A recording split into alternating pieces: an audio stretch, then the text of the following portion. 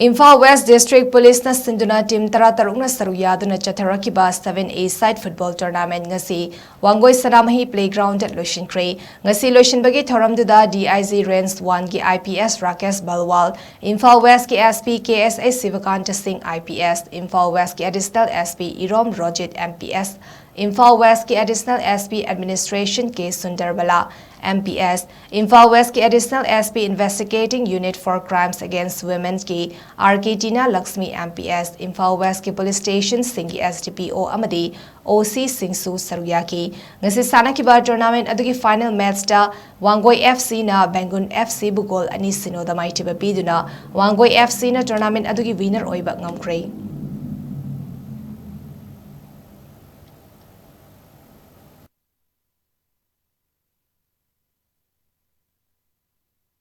Police Flag Day week haidana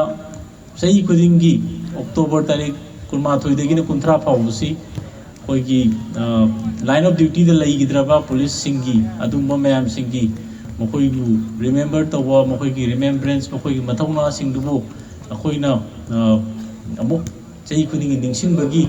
adumba matam dusu oi adugisu mari leinaba loina na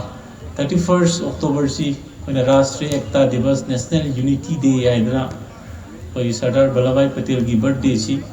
कोई सही खुदिंग celebrate तौरी मसी की सरक अमा ओइना पुन्ना तौबा अदुगुंबा कोई टूर्नामेंट मखन अमनी